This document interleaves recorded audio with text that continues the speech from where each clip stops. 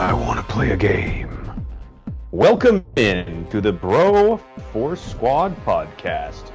We're a bunch of bros drinking beer and watching movies. This is our 2023 Spooktacular episode. I'm your host, the Mayor Jeff Hornacek, joined as always by the mad scientist, Brian Banner. Before we get started with the movie discussion tonight, Banner, what scares you?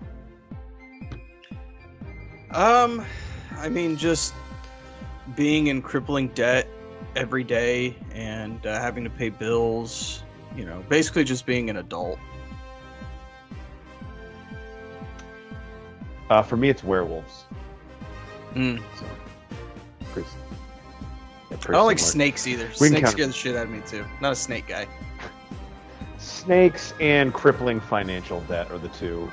Maybe not even in that order. A snake worked at my bank. That would be the ultimate. God, that's just my worst nightmare.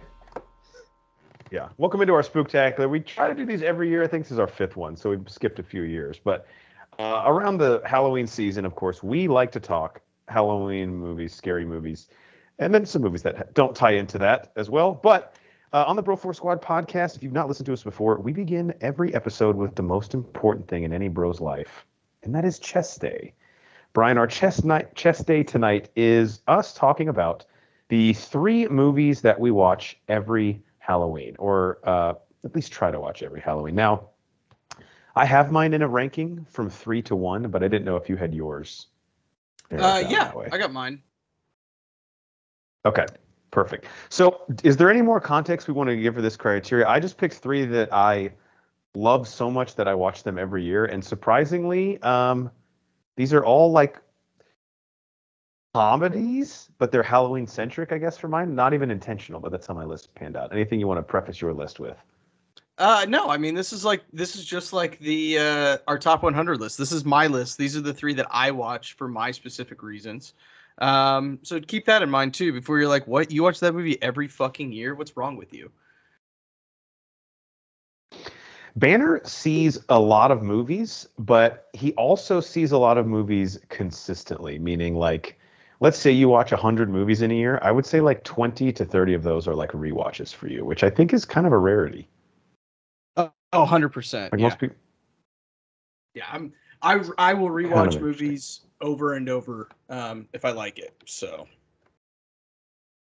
Plus, you have a young daughter, so I would imagine when she finds something that she likes, that just gets played on repeat.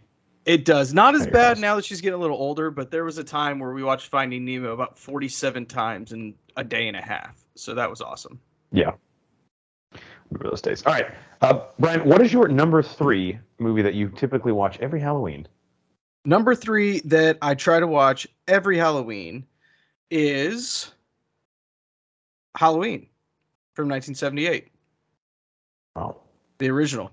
What else do you watch on Halloween other than a movie titled Halloween? It just has incredible like ambiance. Takes place obviously on Halloween night, which is really cool. Great score. It's scary, but like not in a way that it like still freaks me the fuck out with all the jump scares. It's just like a tension that's built. It's just a classic. It is. It was in the heyday of the thriller movies, I don't want to say it birthed the thriller movie because I don't know how factual that is. I know Friday the 13th and Nightmare on Elm Street and all that, they all came out around that same time, I believe. But this was definitely right there in just those glory years of thriller movies. This was one of like the first horror movies I think that made like the slasher or the killer like basically rooted in reality. Like even if you watch Friday the 13th, you see some of the things Jason does and you're like, that's creepy, but like I'm not really worried about a guy doing that in real life. And obviously Freddy Krueger, it's like that's pretty fantastical. As creepy as the concept is. Everything Michael Myers did in the original could very conceivably be done by a human being that could in theory live on your street. Yep. So sleep good tonight knowing that. Yeah, fuckers. All right, Horns, what is your number 3? Yeah, my number three, I don't think could be more different from your Halloween, and that is the original Clue, Oh, I love which Clue. I love I would Clue. almost describe it. Clue is very, very good. Really good Halloween feels. Like the opening credits to it are quintessential Halloween to me, with the rain, the Yep. score, the thunder. It's just like nothing gets me in the mood more than that. And I love any movie that is a whodunit and that takes place in one night. Clue checks both of those boxes. Um, Aside from being insanely clever, it's also just fucking hilarious. And I actually don't think the first time I saw it, I really picked up on a lot of the comedic beats in it, even though I would describe it genre-wise as probably a comedy first and maybe a mystery movie second, if you I would had to, like, definitely if you definitely made categorize it like that. incredible cast. Obviously, it's based on the classic board game. It's just a great Halloween watch. A nice murder mystery whodunit that doesn't take itself too seriously, but still will scratch that itch that any mystery lover has. And I I love actually just rewatched this pretty recently. I love the just the cleverness of let's have three different endings, and when it came out in theaters, you never know which one you were gonna get. And then now it was this. No, but it could have been like this, but it was actually like this. Like just it's genius. Why has no one tried to emulate that? Like, how cool that would be now if there was a movie out and it was like, yeah, you're gonna get one of three endings depending when you go. Like, And why like has no one done that again? logistically, that was probably a nightmare back in the mid '80s when this came out. Now it wouldn't be Oh hard yeah, like I because don't even know how everything's to. digital. Yeah, exactly. Like back then, they probably just had to randomize the reels that they had them on. But yeah, now it would be really easy to do it. That'd be so cool. That might be like the next evolution of movie going, since everything gets spoiled. Who knows what movie? That would really help for like repeat viewings too. It would. Like people going to see it more than once. God, we should just run the fucking studios. Should run everything, really. I mean, so many good ideas. All right, Brian, what's your number two movie you watch every Halloween? Number two, try and watch every year. Beetlejuice, Beetlejuice, Beetlejuice. Don't say his name three times. Oh, I fucked up. Again, guys, this Yeah, is just a classic. Is there anything that gets you more in the mood than Michael Keaton and Beetlejuice? this was Tim Burton's heyday, and at the time, no one did horror better than him. No. And the It was just colors, I mean, he has this very unique color palette that he used, and I think Beetlejuice is kind of his Van Gogh of that color palettes that he used. living in like this world where it's like the aesthetic is obviously like so fantastical, like the surroundings and the sets and everything. It's like a dark. It's like Alice in Wonderland but on acid, basically. Yes, I don't suggest that, but yes. And like you said, Keaton. I mean, when you take the leash off him, comedically, I just think he's so underrated. And this Yeah. is like quintessential Keaton. I This, mean, Mr. people forget Mom, the other guys. how much of a comedian he is and was. And again, this is when he was kind of at his right in his prime as well. Well, yeah, I mean, he got his start as a comedian, and so when he got cast as Batman, people were like, "What the fuck? Like the funny guy is going to be Bruce Wayne?" I get it. But obviously, him and Burton have worked very well together over the years, and this is, the poster child for that. All right, Horns, All number right, two. my number two. This movie scared the ever living shit out of me as a kid, and that's because there's a scene where a little girl has a troll under her bed that has been hiding there for like hours, and that's every kid's fear, right? Is that there's actually something under your bed. And this is a guy whose movies I would rent like literally every other week because there were so many of them. Ernest Scared Stupid. Love the The Ernest movies. Ernest P. Worrell Halloween movie. Yeah. Do you remember this one specifically? I remember Ernest Goes to Camp more than any of them. Ernest Goes to Camp, Ernest Goes to Jail, Ernest Plays Basketball. All great. Ernest Scared Stupid, I think, is the best one. And in this one, he has to save, I can't remember the name of the town he's in, but there is this troll that has, I think Ernest somehow accidentally read like some spell or like a talisman enchanted Sounds this like troll it. back to life. And this troll is scary as fuck, dude. It, like I said, it kidnaps children, which, I mean, for a kids movie, that was a pretty scary concept. But it's That's weird a scary because, concept as an adult. oh yeah, it legitimately plays like a horror movie when the troll is on screen. But then when Ernest shows up, it's classic Ernest, just doing his Ernest things, which is great. But it's also a little jarring to the senses. But I love it because it's nostalgic, but it's also just like classic Ernest, which is one of my favorite comedy series. Ernest Scared Stupid.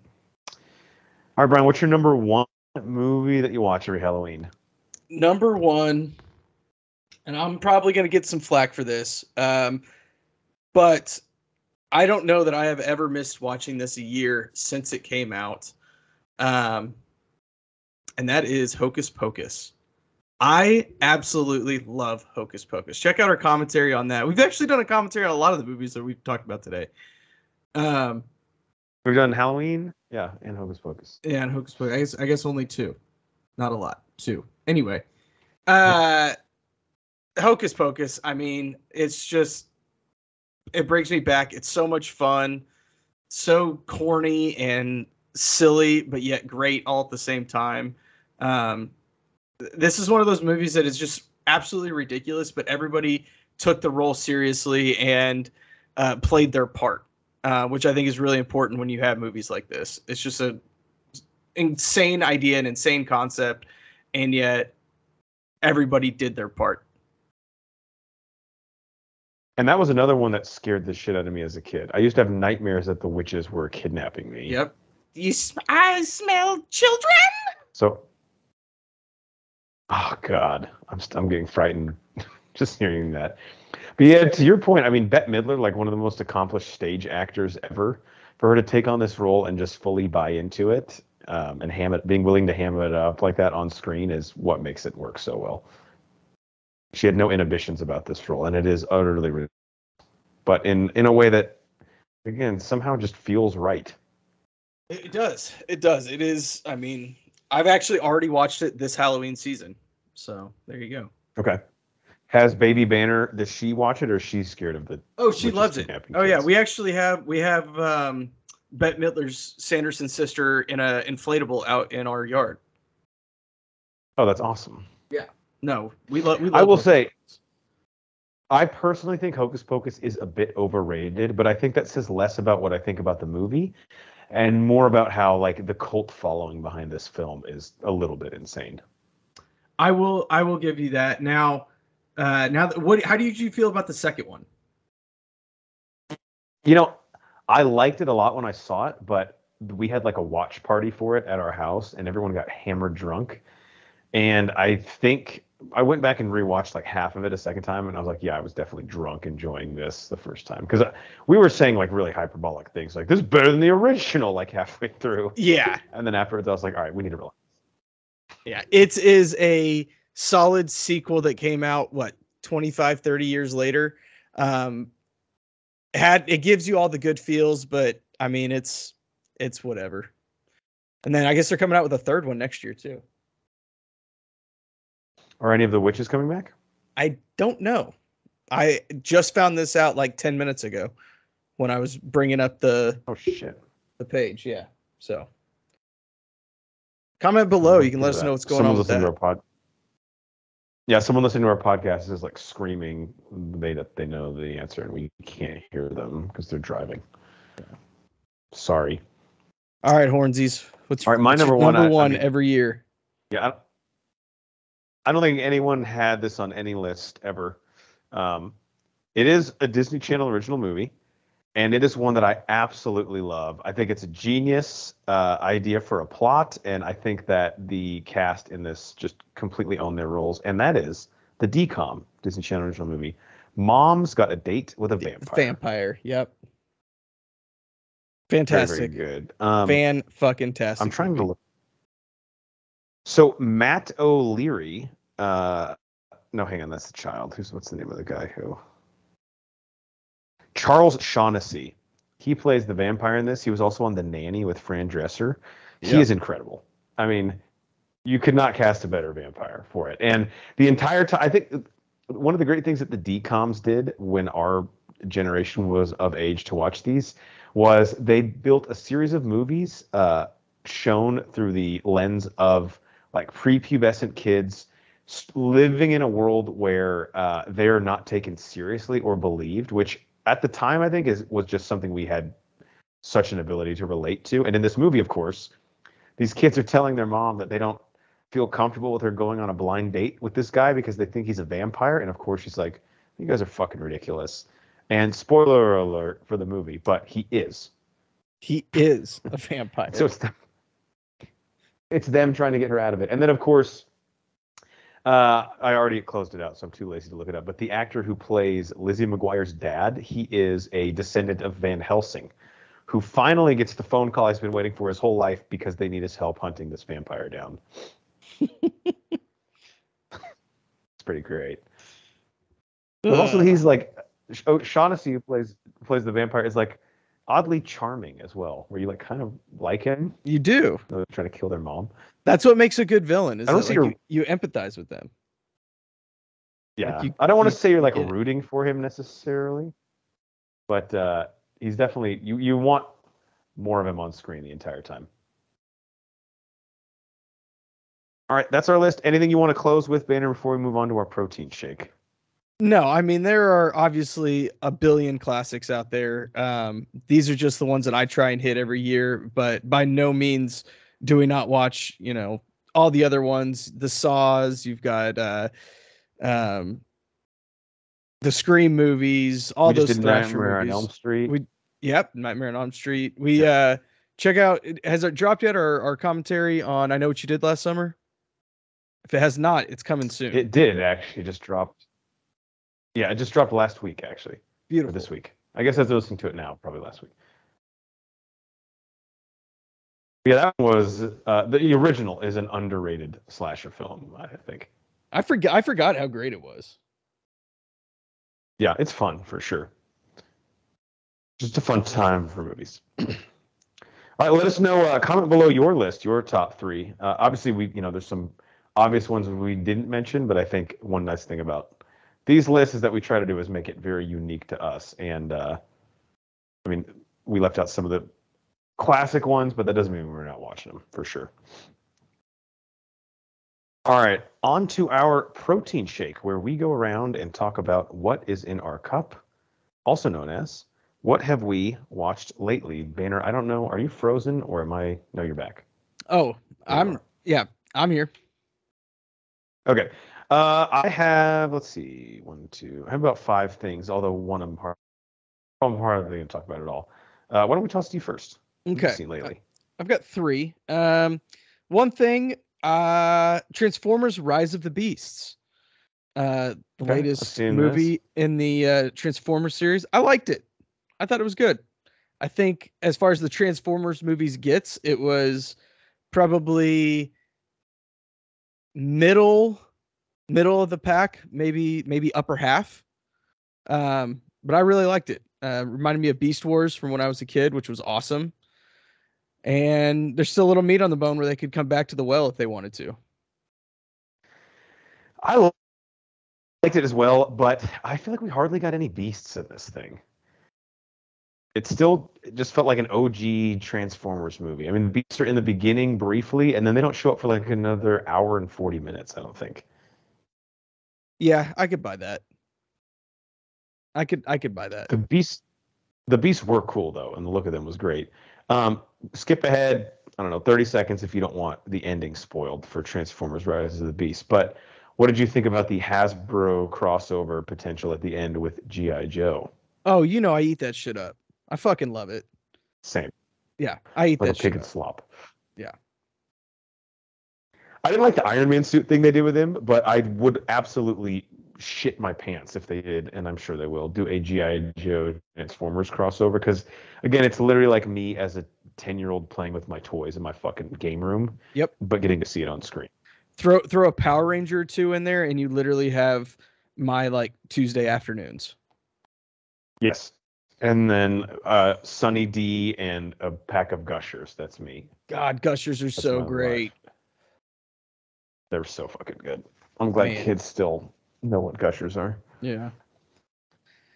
Yeah, again, I thought it was solid. The Transformers movies, though, I've always kind of been an apologist for them. Like even the worst one with bloated runtime, I still find incredibly watchable.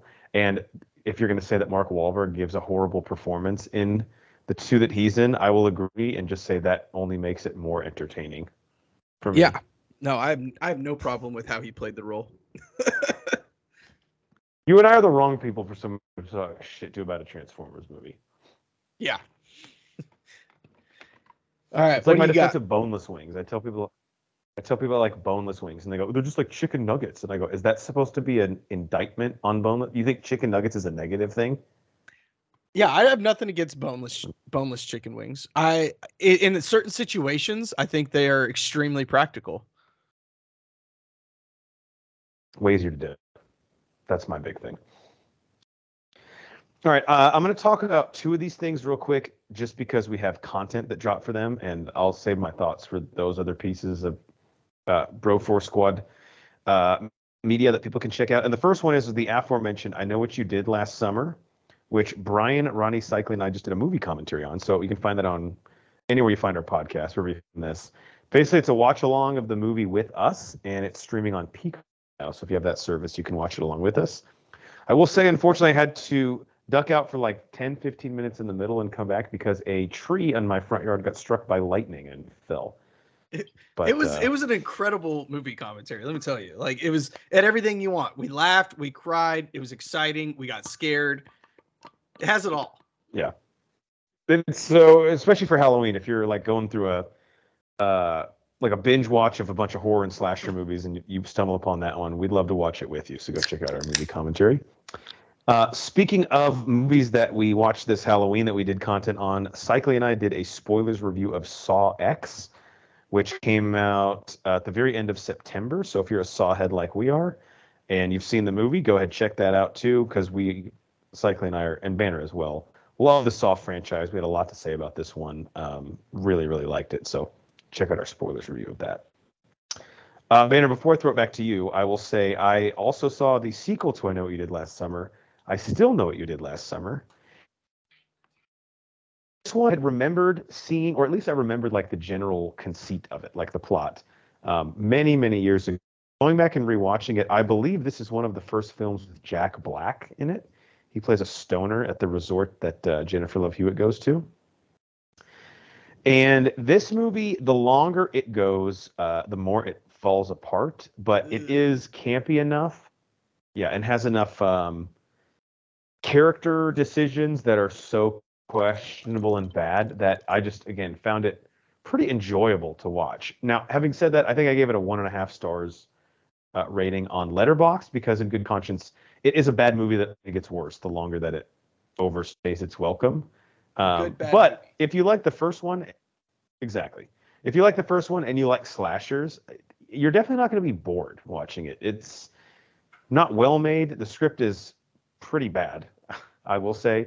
And the one thing that I don't like is taking the characters to like a tropical setting does make it not, and maybe this is just me, but this makes it not as fun to watch around Halloween because it's just like so far out of the element that I'm used to seeing a slasher movie in that it just feels weird in some ways. This one was probably actually like dropped at Halloween, where the other one was dropped in probably like July, because that makes sense, right? Right. It's called like Matt Geiger marketing. Yeah, right. How Disney dropped The Haunted Mansion like in July or something. It wasn't even a fucking good movie either. It was terrible. No. Yeah. All right, Banner, back to you. What else you got? All right, next one. Now we're starting to get into the Halloween movies here. I believe this one was on Paramount Plus. Significant Other. Have you heard of this one? You know what? I might have seen that. You keep talking while I look it up. So, Significant. Yeah, I got to pull it up so I can tell you more about it. But it's got a guy from White Lotus. Okay, no, I didn't see this, but I definitely remember the trailer though. Couple goes out in the woods and then they get lost and sort of start questioning how well they actually know each other or feel for each other. Premises is you've got boyfriend, girlfriend, and they go out camping.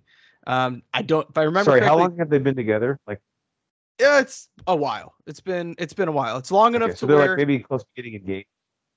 that's the whole thing is they go out there to he goes out there, finds this perfect place over the cliff, asks her to marry her, and she did not say yes. And so then they're obviously out in the woods camping for a week primitively. There's no cell service or anything. And then you got the next maybe 45 minutes of the movie is a good little thriller, little scary. Did not it took a twist that I wasn't expecting. I don't want to spoil anything. But I was not expecting it um to be a twist of that. So Interesting. yeah. Okay. If Would it you was, recommend? I would recommend it. Quick watch, 84 minutes is all. So you can fly through Love this thing. that. Yeah. Okay. When this came out, I was definitely intrigued.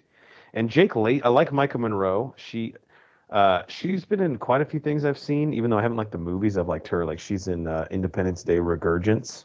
Mm. And yes, I know that's not the real title. Um, and then Jake Lacey is always pleasant to watch. He's good at just playing the guy that kind of like you're like, dude, fuck this guy. Very punchable face, but feel like in real life I'd get along with him very well.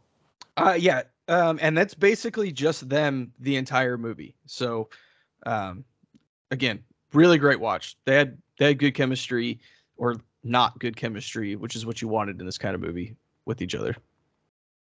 Nice. Their chemistry was that you believed that they actually weren't getting along. Yeah. Yeah. Like, oh, so they Um, do hate each other. Okay. Got it. All right, I'm just going to talk about this real quick because I just want to let people know how much I love it. I rewatched Avengers Endgame, probably a 14th or 15th watch. Saw it twice in theaters, and then obviously, every once in a while I'll revisit it on Disney Plus, probably 2-3 times a year. Took me a couple sittings because it is a long movie, but the highlights are highlights. I still think it has the greatest scene in movie history with the portal scene, which I don't think that's really necessarily a hot take. I think a lot of people would feel that way, especially because if you saw it in theaters, the experience with that is incredible. And again, just incredible balancing of all these movies and storylines coming together to not feel bloated or convoluted, and especially having seen like time travel and multiverse movies come out since then, especially in the Marvel Cinematic Universe. Endgame to me is still just an absolute masterclass in a script, first off by Marcus and McFeely, but then directing as well. So love this movie. It's at least a twice a year watch for me. Yeah. Endgame. It's cinema history. And I would say this is probably the only cinema history that's obviously known, like Luke, I am your father. That is cinema history. This is probably the only one where you have this culmination of 22 movies coming to a head in one, that I have lived through or I experienced live. They really do a good job of like actually bringing all those movies into the fray. Like I guess you could say that the Edward Norton Incredible Hulk isn't like necessarily such a huge part of the story, but even like Banner's arc in it, he references like experiences in New York and the gamma radiation. Obviously, William Hurt comes back briefly as Ross. So it's like literally all these films tie in together, and all of the characters have an important role to play. Like even Hawkeye, who was cast aside in the first Avengers movie by Joss Whedon, is, you could argue, one of the if not the most integral character in this movie. Like you see it through his eyes, basically. Yeah, so it's incredible. I don't know what else we can say about it, but I'm gonna have to figure something out because spoiler alert, it's coming up somewhere on my top 100 list still. All right, one more that I'll talk about, and then I'll save the others for next time we pod. Is a horror movie that is on Tubi. It's from 2008. It's called Eden Lake. This stars, probably right before both of the actors blew up, maybe not so much the second one, but it stars Michael Fassbender and Kelly Riley, who was in like Yellowstone. She's in the first Sherlock Holmes. She's in True Detective season 2. She's in like a ton of shit. If you see her, you're like, oh yeah, she's in like everything. And they play a couple who is about to get engaged. Like Michael Fassbender's about to propose to her, and they take a weekend trip to a place that he's to vacation with his family called Eden Lake. And while they're there, they run into a group of like, I don't know, 13-year-old teenagers. This takes place in England, by the way. 13-year-old teenagers who are just kind of like shitheads. There's like four of them, So and they start like us when we were harassing 13. Fassbender and Kelly Riley. Yes, but with British accents. Although you had that weird year where you just refused to not talk in a British accent. That I've tried to forget. And funny now, I can't talk in Dark an time. accent. So I think that's what you did. Is you like burnt out the part of your vocal cords that were able to do it, to produce it. I just spent all my accent talking coins. Yeah, we only have a limited amount. So Fassbender and Riley start to kind of get harassed by these kids. Things begin to escalate, and I will just say that I won't spoil anything, obviously. The ending of this movie is fucking wild. Like, it stuck with me. It was a powerful last scene. Interesting. And this was on Tubi? And it's short. Yes, but this is one that like you have a palate cleanser ready afterwards because it's a pretty intense movie. Ooh, okay. But it's interesting. So like afterwards, I'm trying to think. I think afterwards I watched the show Our Flag Means Death with Taika Waititi just because I need something stupid. Yeah, that definitely falls in that category. Yeah, I'll talk about that in a few other episodes. But that show is fucking ridiculous, and I love it. But Eden Lake, if you're in the right headspace, Cycly would love it. I think you and the missus might get some out of it too. But it's intense, but it's interesting, and I mean anything Fassbender's in, I think is worth watching. He's incredible. At least give it a poke. He really is. And I don't know, like when was First Class, X-Men First Class? This must have been like right around the time that happened. 2008? Yeah, I was gonna say that was maybe 2008 or 2010, maybe. Because Eden Lake is 2008. Let me just look it up real quick. I'm not a big First Class fan, so. Maybe won't load, but well, it was 11. So this was actually 3 years before he was even Magneto. Wow, nice. All right, I got one more. I'm gonna talk about real quick because it fucking sucked. We Have a Ghost on Netflix. Anthony Mackie's in it. David Harbour. This movie did not know what it wanted to be. It wanted to be like sincere and sweet, and it wanted to be kind of scary, but then also funny. And those all don't mix very well.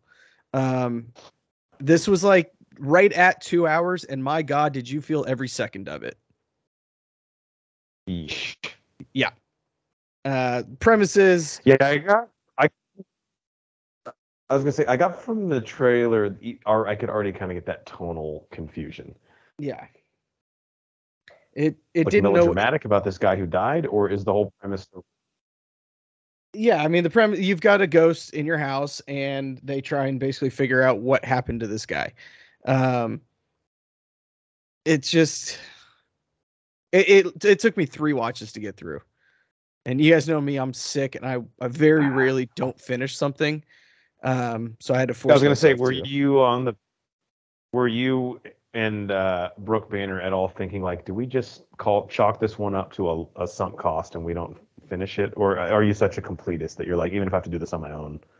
Oh yeah, I'll do this on my own if I need to. But she finished it with me. She was a trooper. But every time we're like, ugh, I guess we'll put this on. Isn't it the worst? It feels like a work. It does. But like in a 2-hour movie, this is when Netflix you're an original, hour, I believe, right? It is, yeah. And when you're an hour 15 to a 2-hour movie, you're invested at that point, no matter how horrible it is. Yeah, that's the worst part. Before you realize how big a piece of shit it is, you're like, well, we've already put in, 60% of the runtime. We might as well just stick it out. Yeah.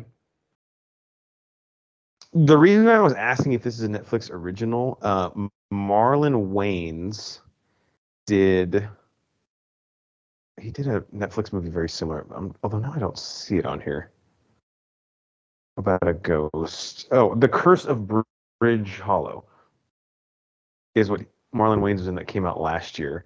Okay. And it was very similar. Like, couple moves into a house. It's like haunted. It's like I get is also described as a family movie, but it was like a comedy horror that had some dramatic elements. And I don't know if this is just like part of the Netflix algorithm, excuse me, that they have to pop one of these out once a year. But I think 2 is enough. And I like Marlon Wayans and Anthony Mackie. Anthony Mackie more than Marlon Wayans, but like we don't need this. No, you did not need this at all. It was, like I said, I honestly would have rather watched The Haunted Mansion that came out in July than watch this. Wow. And that I'm fucking not sucks spoken too. highly of that movie. Yeah. That stinks. All right. Well, I'm glad you said that because this was on. I wasn't like a for sure gonna give it a poke, but Halloween obviously is here, and that was one that I had seen, and I like Anthony Mackie and David Harbour, and I know there's a few. Isn't Jennifer Coolidge in it also? Jennifer Coolidge has a small part in it. Yeah. Okay. Yeah. So we were kind of considering it, but now I will not do that. Yeah. Yeah. You have better Anything ways to else? waste your 120 minutes. Nope. That's all I got. Absolutely. Brah! All right. That is it for me too. That brings us to the last part of our show. And that parrot signifies our Do You Even Lift Bruh segment. The question and answer part of the Broforce Squad podcast, where we pose a question and then leave you. So today we continue asking ourselves the question of what are the Bros' top 100 movies of all time. We've been counting these down for, I believe, a little bit over a year. If you click in the, or look in the description of this podcast, you will find a link to a Google Sheet that is updated every episode with the most recent movies in our countdown. Today, Banner and I are going to give you each of our number 47 favorite movies of all time. Banner, before we do that, just give the people at home a little bit of context as to what these lists are, because they're not like the AFI, like the American Film Institute's top 100 pieces of film ever made. This is very unique to us and our specific tastes. Yes, this is my top 100 list. There are movies that are on this list that have they shouldn't be sniffing a top 100 list, but maybe it's nostalgic to you or great theater experience. It's tied to a memory. That's all. These are my personal top 100 movies. So this isn't going to be something where like, oh, well, that wasn't actually a good movie. Yes, no, I understand that's a terrible movie. For example, Jeff, was it Rush Hour 2? Was that was on your top 100 because it was the first DVD you ever had? Yeah. Yes, and I watched the fuck out of it. Let me find out where it is on my. Yeah. It's my number 84 movie. And Nate Thurman's was In Bruges, so that shows you where we're at. Banner's was The Iron Giant, his number 84. So all over the fucking place. And Geiger's was Gladiator. So Geiger had like an Academy Award nominated film there, and I had Rush Hour 2. That is why I love this. Fun activity. I suggest trying it at home. It's much, much more difficult than you'd think it is.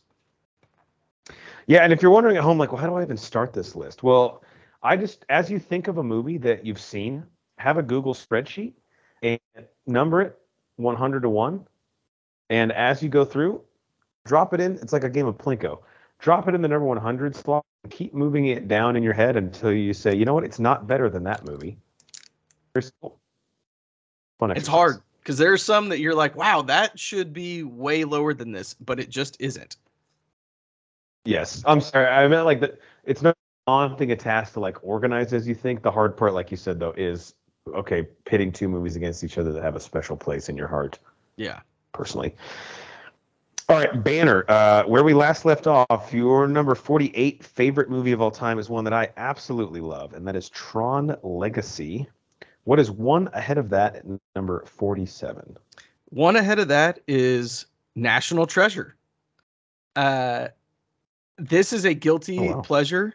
I love movies that I call them fictitious history. There is a element of history in there, but then you build this entire story that is just completely false around it. It's a really fun treasure hunt movie. I don't know. There's something about it that I love. It's a perfect Saturday afternoon watch. I I just have a lot of fun with it. And this is one that I was like, I just can't say that every time it's on, I'm going to stop and I want to watch to the end, not even to the next commercial. I'm just going to finish it out. So I just couldn't put it any lower, unfortunately. Yeah, I don't know if there's a subgenre for like, even saying it's like an adventure movie, I don't feel like is niche enough to get it. Like I think of Indiana Jones as like an adventure like caper, but this is like it's like a cryptic, like you're solving a puzzle, but it's also like something that does not exist in real life. But in your head, you're like, I want there to be a map on the back of the Declaration of Independence. Yeah. I need that. And this is why you go to the movies, to turn your fucking brain off and watch Nicolas Cage, Justin Bartha, and Diane Kruger just be utterly ridiculous. And you're like, it's very few movies that I get the feeling with this where I'm like, dude, I'm in this hunt with you. Like, I'm trying to figure this shit out with you. Yep. And that's what's so fun about the National Treasure movies. And as you always say, Banner, they know exactly what they are, right? Like they're not trying to be something seriously. They're not trying to be overly funny. They're just pure entertainment. Stays in their lane. They're also not like, yeah, staying in their lane is a good way to put it, because they're also not like making a complete joke of the film to where it's like, oh, okay, so like we're laughing with you now, not at you. Like they have a very good sense of where to draw the line with the humor to not make it like basically a parody of those types of movies. Yep, they ride that line very, very well. Have you checked out the Disney Plus, which is like loosely connected to the franchise? I actually have not. It's on my list to do. I just haven't gotten around to it. Got busy, and then obviously we had Ahsoka. Now we're working through Loki, so fitting it in is I need to do that soon though. Catherine Zeta-Jones. I have not seen it yet either. Yeah, she's the villain, and I think Justin Bartha is at least in the first episode. So like there are characters that have crossed, which is cool. Yeah, that's awesome. If you watch it before I do, which you probably will, definitely let me know how it is. 100%. All right. Last we left off was my number 48 movie of all time, which was The Truman Show, Jim Carrey classic. One ahead of that, at number 47, one of the movies that shaped my comedic sensibilities, one of the hardest I've ever laughed in theaters, and I still think is the best parody movie of all time, because it only parodies the concept of this character and then ends up being so unique and comedically inventive on its own that it really just uses that as your entry point. And that is the 1997 classic, Austin Powers, International Man of Mystery. Banner, what are your thoughts on the OG Austin Powers? Oh, I love it. It's great. Again, just pure laughter. When it came out, obviously there was a lot of sex jokes, and that's right whenever you start to actually understand a lot of those. So I think that was very well put when you said shaped your comedic liking. And yes, it goes for like the lowest common denominator, but even just Austin Powers like exiting, being frozen, and like claiming his belongings and acting like the penis pump isn't his is fucking hilarious. Dr. Evil, of course, is incredible. And like I said, this is a parody of James Bond, but really it's not, right? Like the concept of one is parodied, but it's not like the scary movies where it just takes like, hey, remember this thing from another movie? Haha, isn't it stupid? Like, it's just kind of the point that he's a secret agent. And yes, Dr. Evil is based on Dr. No, and some of the villains look like Bond villains, but by the second movie, and especially the third, like these characters are unique enough that like they really don't even rely at all on the fact that he's a James Bond knockoff. Yeah, it's like your crazy cousin. It's like James Bond's crazy cousin. It's like James Bond adjacent. Yeah, it's like excuse me. It's like just James Bond enough to like get you to give it a poke, like to try and watch it, and then once you get past like that initial concept of it, it's not. It's like it's Mike Myers basically. It is. It's Austin Powers. That's what it is. All three of them. Like the jokes are like ankle deep. Like Odd Job and having the guy be named Random Task. That's pretty fucking stupid. But again, the joke with him is who throws a shoe, honestly. He gets all pissed off at him. And it's dumb. It doesn't really age well, but like, a lot of these movies don't. But if this was ever on TV, I would watch it and be like, yep. I remember thinking that this was the funniest fucking thing that I'd ever seen in my life when I was like 12 years old. So, all right, I think that's it. We're getting a little ahead of the other bros, so thank you.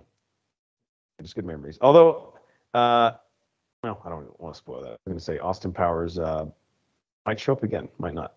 Who knows? Who knows?